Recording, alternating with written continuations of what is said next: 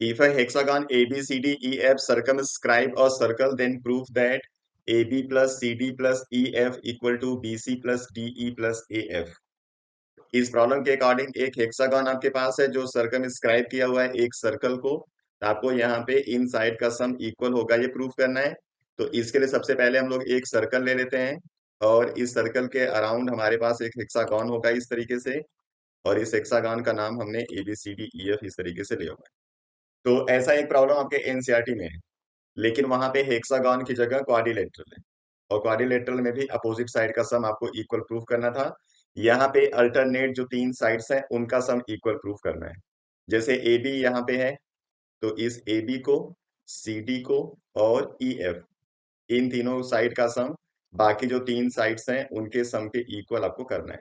ठीक है, तो यहाँ पे जो इनका टचिंग पॉइंट है, मतलब जहां पे ये इसके कांटेक्ट में है, इनको पहले कुछ हम नाम दे देते हैं, उसके बाद इसको आसानी से हम लोग सॉल्व कर देंगे। तो मान लीजिए इसका नाम हम लिख देते हैं P Q R S T और यू।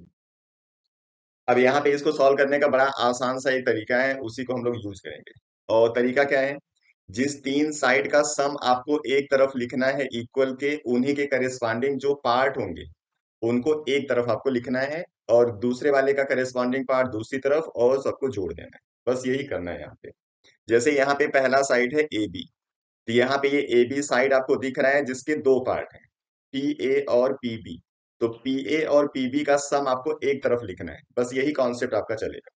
तो चलिए, यहाँ पे हम लोग टेंजेंट का प्रॉपर्टी यूज करेंगे। तो पॉइंट ए पे अगर आप देखोगे तो दो टेंजेंट ड्रॉ हो रहे हैं, एक एपी और एक यू ए, और ये दोनों बराबर होंगे क्योंकि सेम पॉइंट से टेंजेंट अब जब ड्रॉ करते हो किसी सर्कल के ऊपर तो वो बराबर होता है।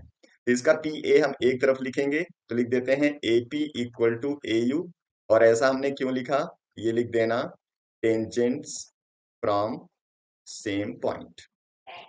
यही चीज आपको सब में लिख देना। अब इस ए बी का एपी पार्ट आपने यहाँ पे यूज कर लिया, अब दूसरा पार्ट आपको पीबी यूज करना है, तो अब पीबी लिख लो। तो पीबी इक्वल टू क्या लिखोगे, ये हो जाएगा बी क्यू, ये भी आपका टेंजेंट फ्रॉम सेम पॉइंट है।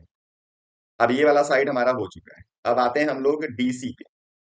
अब सीडी में एक पार्ट है आरसी, तो आप लिखोगे यहाँ पे आरसी, सी आर कुछ भी लिख दो। ये पॉइंट सी से ड्रॉ किया गया है, तो सी से ही दूसरा टेंजेंट सी क्यू है जो इसके बराबर होगा, रीजन सेम है।